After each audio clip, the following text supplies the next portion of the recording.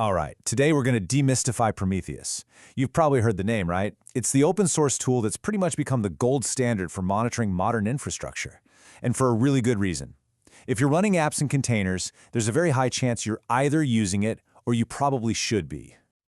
So, picture this. It's the middle of the day, your traffic is peaking, and then bam, users start flooding support saying they can't log in. Your app is down. The clock is ticking, the pressure is on. Where do you even start to look for the cause? Because in today's complex systems, failure is almost never one big, obvious thing. It's a chain reaction, a domino effect. It starts small. A single server quietly runs out of memory. That tiny issue causes a critical container to fail. Then, because that container was handling database sync, the whole sync process breaks. Now your authentication service, which needs that database, just crashes. And all the user sees at the very end of that long chain is one simple, frustrating message: can't log in. And if you don't have proper monitoring, you're essentially blind. You're working backwards from that one error message, poking around, manually checking every single service, every server, trying to piece together what happened. It's slow, it's painful, and honestly, it's just guesswork in a really high-stakes situation.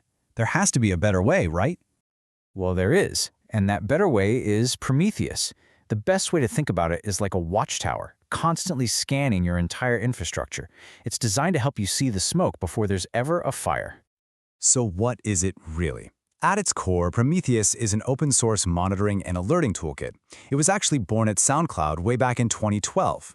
Its main job is to collect and store metrics, things like CPU usage, memory, how many requests your app is getting, and it stores them as time series data. That just means it records not only the value, but the exact timestamp it was recorded. But what did it become the industry standard, especially in this world of Kubernetes and microservices?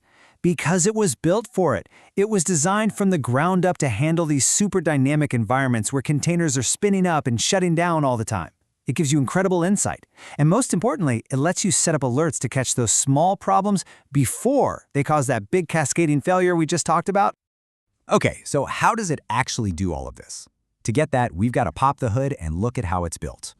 At the very heart of everything is the Prometheus server. This is the engine, the central brain that does all the heavy lifting. It's responsible for collecting the metrics and storing them so you can analyze them later. Now, this server itself has three key parts. First, you've got the time series database, which is where all that valuable metric data gets stored, right on its local disk. Second, there's the data retrieval worker. This is the component that actually goes out and pulls the metrics from all your different services. And third, there's a built-in web server and API. This is what lets you run queries with the super powerful language called PromQL to dig into your data and build visualizations. Now, here's a design choice that is absolutely key to why Prometheus is so reliable. It uses a pull model. See, a lot of other systems have applications push their metrics to a central server. Prometheus does the opposite. It actively reaches out and pulls or scrapes the data from its targets. This has huge advantages. For one, if Prometheus tries to pull from a target and can't, it knows immediately that target is down. With a push model, if data stops arriving, you don't know why. Is the service down? Is there a network issue? The pull model is just fundamentally more robust. Now, there is one little exception to this rule. Imagine you have a very short-lived job, like a script that runs for a few seconds and then vanishes. There's not enough time for Prometheus to find it and scrape it. In these specific cases, that job can push its final metrics to a special component called the push gateway. The push gateway then holds on to that data until Prometheus comes along to scrape it. But remember, this is the exception, not the rule. Okay, so Prometheus pulls data, but what is it actually pulling and from where? This brings us to a few key concepts: targets, metrics, and a really important piece of the puzzle called exporters. The vocabulary here is actually super simple. We call anything we're monitoring a target. That could be a whole server, a database, or just one single application. And a metric is just the specific thing we're measuring for that target, like its current CPU usage. Simple as that. But what about systems that don't know how to speak the Prometheus language out of the box? Well, that's where a crucial piece called an exporter comes in. The best way to think of it is as a translator. It's a little service that sits right next to something, like a database, collects its internal metrics, and then translates them into the exact format that Prometheus understands. So Prometheus organizes all these metrics it collects into four main types: First, you've got a counter, which is a number that only ever goes up, like the total number of HTTP requests you've ever served. Then there's a gauge, which can go both up and down, like current memory usage. And finally, for more complex things like request latency, you have histograms and summaries, which help you understand the full distribution of values, not just a single number. Now, Prometheus is incredibly powerful, but that power comes with some serious responsibility. You really have to understand its approach to both security and scaling. And this one is a big deal, and it comes straight from the official documentation, so listen up. It says, the HTTP endpoints provided by Prometheus components should not be exposed to publicly accessible networks like the Internet. This is probably the most critical thing to understand from day one. Prometheus is for your internal, trusted network.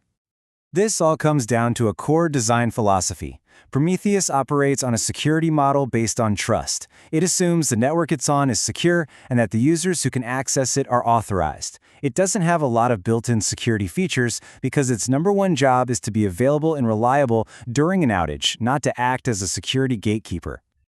And that leads us to its fundamental design trade-off. By making each Prometheus server completely standalone and self-reliant, it's incredibly reliable. It's designed to be the very last thing still running so you can figure out what went wrong.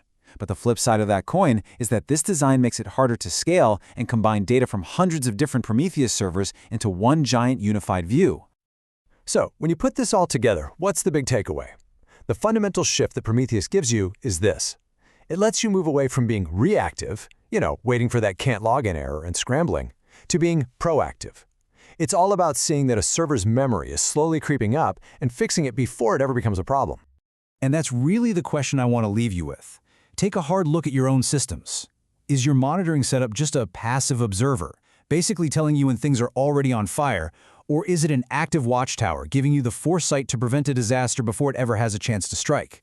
That, right there, is the power of Prometheus.